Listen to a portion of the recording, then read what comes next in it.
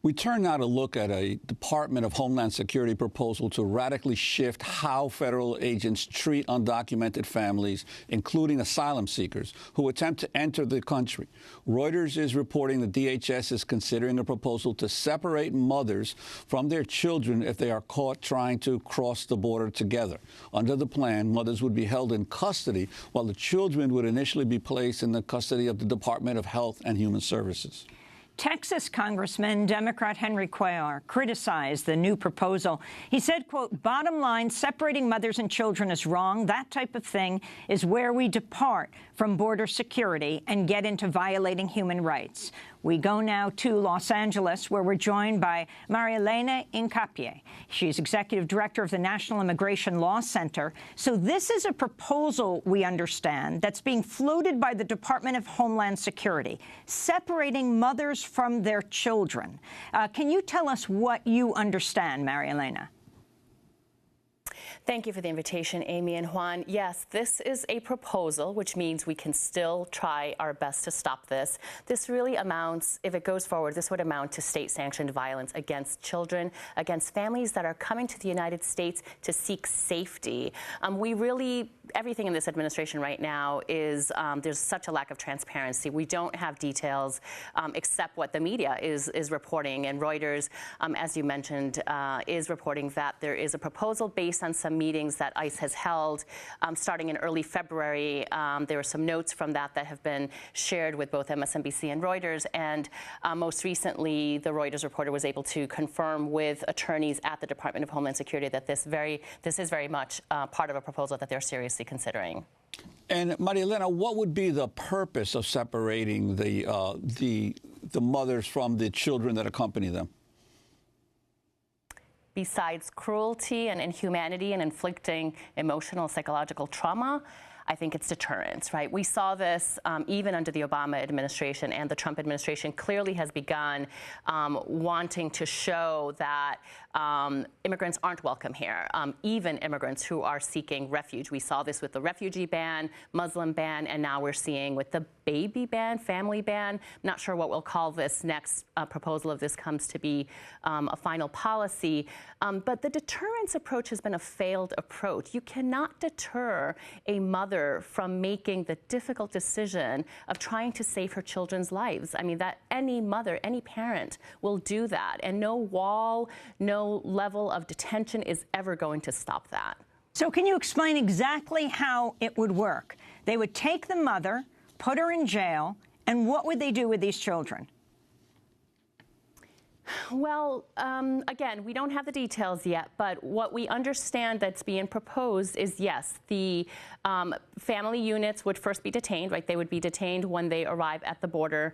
And again, let's remember that these are called, currently we have 3 family detention centers. There are 2 in Texas and 1 in Pennsylvania. These are jails, right? These are families that are being put in jail. The children then are sent to a Health and Human Services facility, but again, that is still a jail. Neither the children nor the family members nor the parents belong in jail. Families belong together. Children belong with their mothers and their fathers. They belong in schools. They belong in home. They belong in parks. What we believe will happen is that the families will be separated.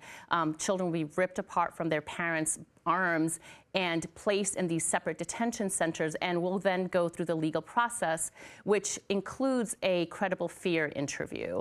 That means it's an opportunity for the immigrants to show that they, whatever evidence they have, to explain that they are afraid of returning home to their home country because they fear persecution and in many cases murder. The fact that children will be 1, separated from their family, and 2, we have no idea what process the children will have to go through, again, because they'll be by themselves. And to do so, the fact that 88% of families that came in the last few years had passed their credible fear interviews. The majority of people are coming to seek asylum, which they have a right to do so under both U.S. and international law. Well, some of the Republicans in Congress are claiming that the women are willing to risk the dangers of making the journey with their children because they are sure that they'll be quickly released from detention and that then the court dates will be set months or even years into the future. What's your response to that? My response is that those are completely uninformed comments, and frankly, again, they're comments that talk to how out of touch these Republican and policymakers that would say that. Again, let's understand what's happening in Central America. In the Northern Triangle, in Honduras, Guatemala, and El Salvador, the levels of violence have increased dramatically over the last years. Most of the people, the numbers of people who are coming over have increased, and in fact, the number of women, and particularly teenage girls, are increasing because the levels of femicide, gender-based violence, rape, kidnapping, etc., is what is driving people to leave and make the difficult decision. Now, they're not coming just to the United States. Asylum rates have actually increased also to Nicaragua, to Belize, and Costa Rica, and neighboring countries. So the fact that a mother or a father would make the difficult decision to come to the United States and make the journey either by foot or on the bestia, on the train, 5, 10, 20, 25 days, that is not a decision that a parent makes lightly. And so these policymakers that claim that people are coming here just because they think they're going to be able to get detained briefly and then go into the community are completely uninformed.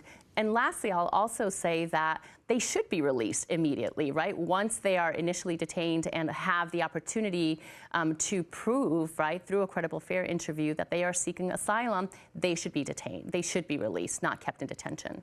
Now, we should be very clear that under President Obama, who presided over more deportations than any president in history, though families were not supposed to be detained, women and children, for more than 21 days, we documented many times that they were held well over a year being moved from one deportation center to another.